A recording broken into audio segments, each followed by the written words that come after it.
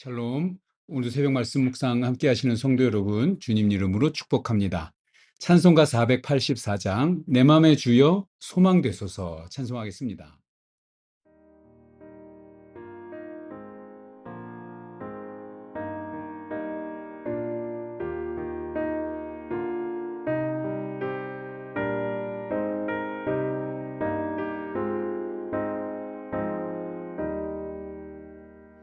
내 맘의 주여 소망 되소서.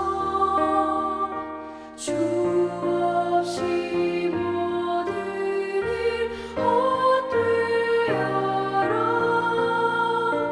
밤이 낮에나 주님 생각, 잘 때나 깰 때 함께 하소서.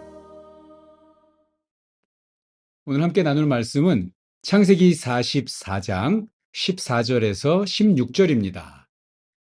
유다와 그의 형제들이 요셉의 집에 이르니 요셉이 아직 그곳에 있는지라 그의 앞에서 땅에 엎드리니 요셉이 그들에게 이르되 너희가 어찌하여 이런 일을 행하였느냐?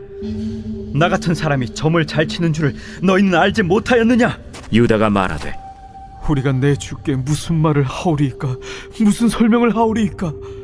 우리가 어떻게 우리의 정직함을 나타내리이까? 형들에게 팔려 애굽의 노예로 끌려온 지 20년 만에 요셉은 자기의 동생 베냐민을 비롯한 우리 나머지 형제들을 만나고 있습니다.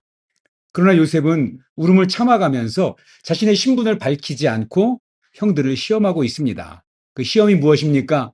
형들의 자루에 돈을 넣고 이 베냐민의 자루에는 은잔을 넣어서 그들을 도둑으로 몰고 그래서 베냐민을 종으로 잡아놓는 시험입니다. 왜 이런 실험을 하고 있습니까? 이건 재미로 하는 것이 아닙니다. 베냐민이 누구입니까? 요셉을 떠나보낸 야곱이 이 베냐민을 향한 편애가 사실 요셉보다 더 심해졌을 것입니다. 자, 그럼에도 불구하고 형제들은 베냐민을 왜 네가 총리의 은잔을 훔쳐서 우리가 이렇게 곤경에 처하게 하느냐, 뭐 꾸짖지 않고 내가 훔쳤으니 너는 이곳에서 죄값을 치러라 떠밀지 않습니다. 도리어 베냐민의 죄를 자기들이 떠맡기로 자청합니다. 그들은 변했습니다. 과거에 요셉을 죽이려고 하고 노예로 팔아버렸던 때와 달리 끝까지 자기의 동생 베냐민을 책임지려 하고 있습니다. 이들은 과거의 잘못을 반복하지 않고 있는 겁니다. 유다를 대표로 해서 이들은 이 사건이 하나님의 자신들의 과거를 적발하는 사건이라고 인정하면서 자기들의 죄를 시인했고 그리고 기꺼이 베냐민을 대신해서 자기의 목숨을 내어놓으려고 했습니다. 16절입니다. 유다가 말하되 우리가 내 주께 무슨 말을 하리이까? 무슨 설명을 하오리이까? 우리가 어떻게 우리의 정직함을 나타내리이까?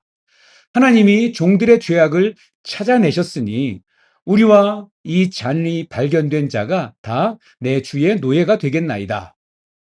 하나님이 종들의 죄악을 찾아내셨으니 이렇게 고백을 하죠. 자, 이것은 공물을 구하려고 첫 번째 왔을 때 온 형제들을 간첩이라고 감옥에 가둔 후에 시므온을 제외하고 다른 형제를 요셉이 이렇게 풀어주면서 막내 아우 데리고 와라. 그래야 간첩이 아닌 것을 증명하고 이 시므온도 풀어줄 수 있다. 이렇게 했을 때 우리가 아우의 일로 말미암아 범죄하였도다. 그러므로 그의 핏값을 치르게 되었도다라고 자기들이 요셉에게 저지른 죄를 인정하고 그 벌을 받고 있다는 것을 깨닫게 됩니다. 그리고 거기에 연장선입니다. 내 주께서 하나님이 종들의 죄악을 찾아내셨으니. 다시 말하면 요셉의 형제들은 자신들이 처한 그 상황을 통해서 하나님께서는 셈하고 상 주시고 심판하시는 것이 정확한 분이라는 것을 깨닫게 된 것입니다. 자기들만 아는 비밀이라고 생각했습니다.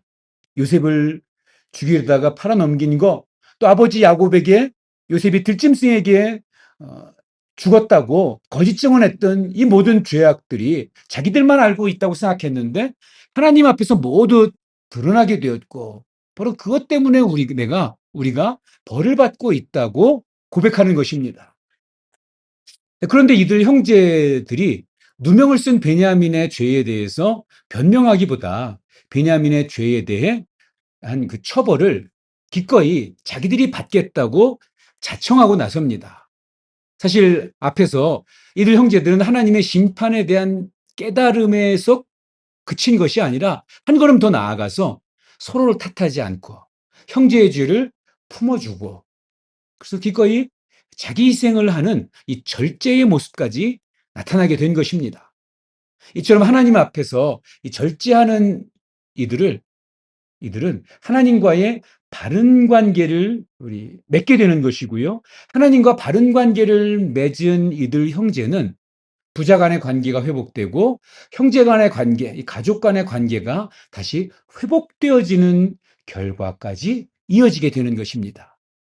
아버지 야곱의 편애 속에서 기고만장하던 요셉은 결국 형들의 시기와 미움으로 죽음의 구렁텅이 속에서 절망의 순간을 만나게 되지만 오히려 그 가운데 함께 하시는 하나님을 믿게 되었고요.